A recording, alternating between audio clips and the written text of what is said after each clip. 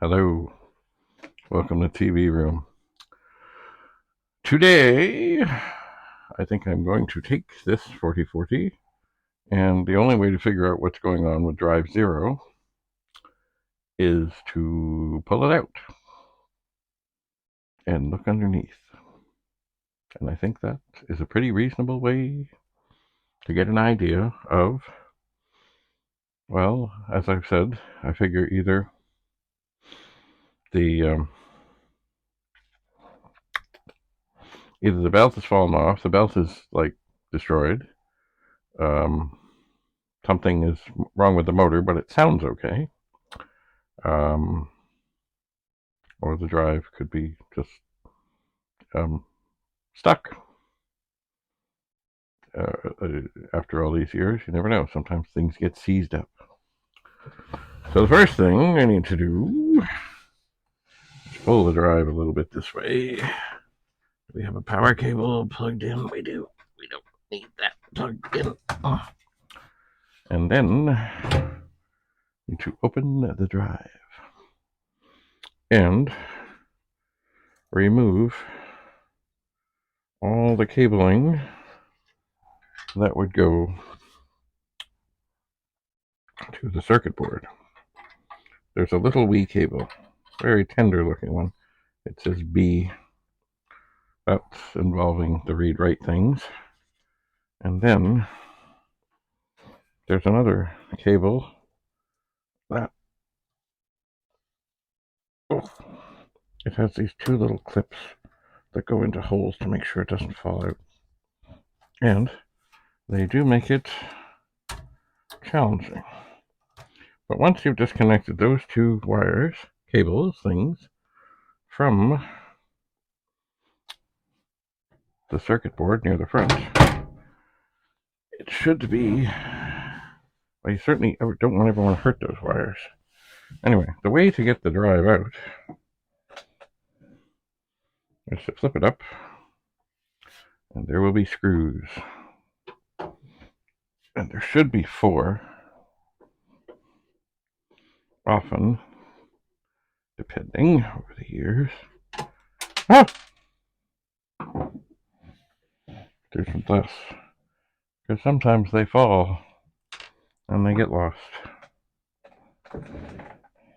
Now I'm just looking. It looks like this one might actually have all the screws. Oh, man. This one, by the way, they're Phillips. Of a pretty big size, but oh my word. This one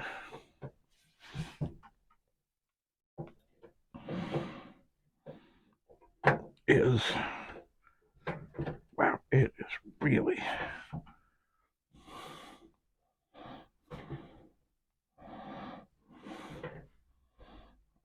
snug. That could be a sign of some corrosion, but we'll see. So, thankfully, there are holes in the bottom of the board that line up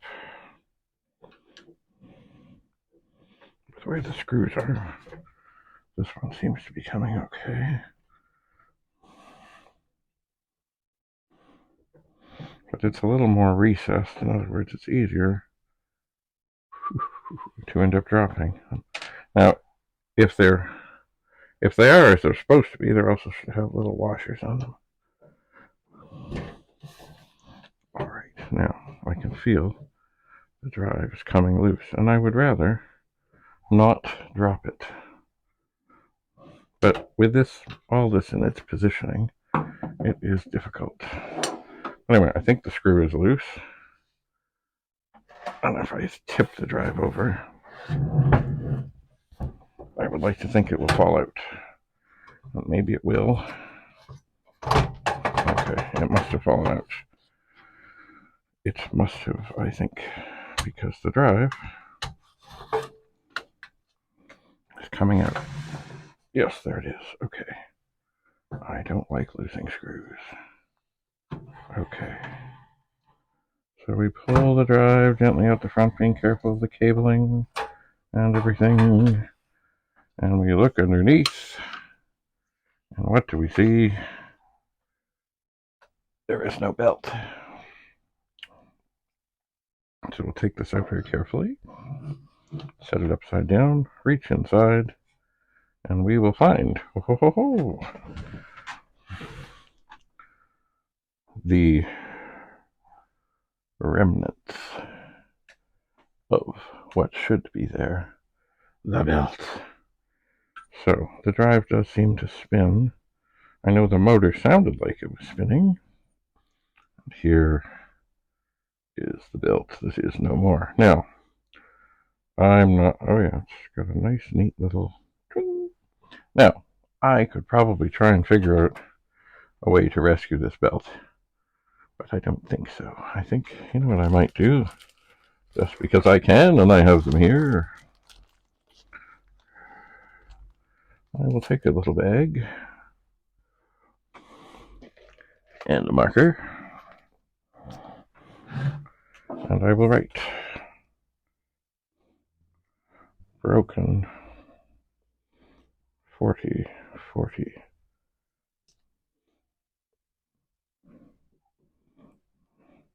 belt. Okay. And then I will squeeze it in here. Now, why am I saving this?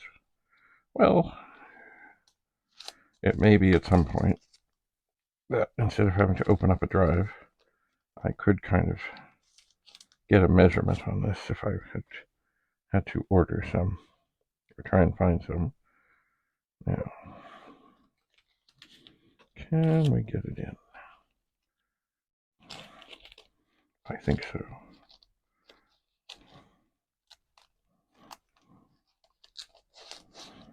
Now, will a belt from a 1541 work?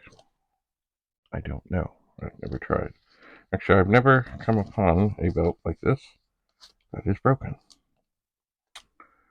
Put that in there. So the drive itself looks pretty okay. It is a Shugart from Shugart of Associates. Model number 39D, excuse me. Oh, time to get out the glasses to look at some of the smaller happenings here. 39D, serial number L29946, made in USA, North American Phillips Controls Corp, Cheshire, Connecticut. And it's, yes, that's the stepper motor, which is patented. So the motor seems to spin, the drive seems to spin. Who knows, maybe it could use a little something in there, I don't know. Anyway, this would be, as it says so proudly on the front, drive 0. And here is a little circuit board on the back. And that big connector is the one that has the funny little things that help hold things in place so they don't slip out.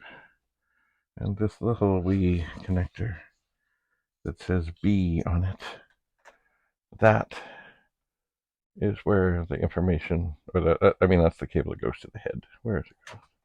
Oh yeah, there it is, the dangly one. So there is the drive. So now, as it happens, in my explorations of disk drives before, I do believe I saved a cable.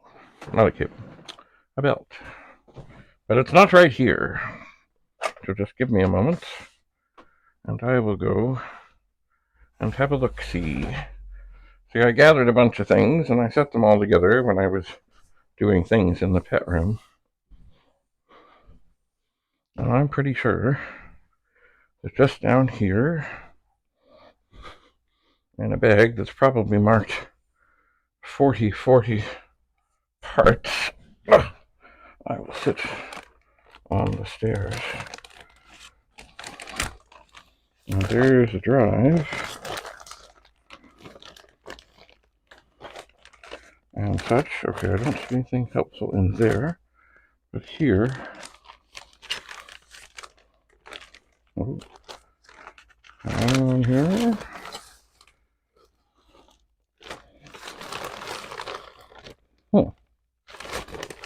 Well, let's see here.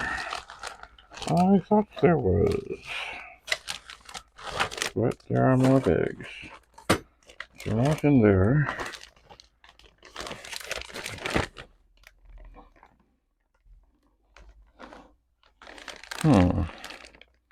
Doesn't look like there. Here's some other, oh, this is VIC-20 stuff. Here's one. This is good 4040D1 board. So those are the boards that go over top of drive. Now here's something. Aha!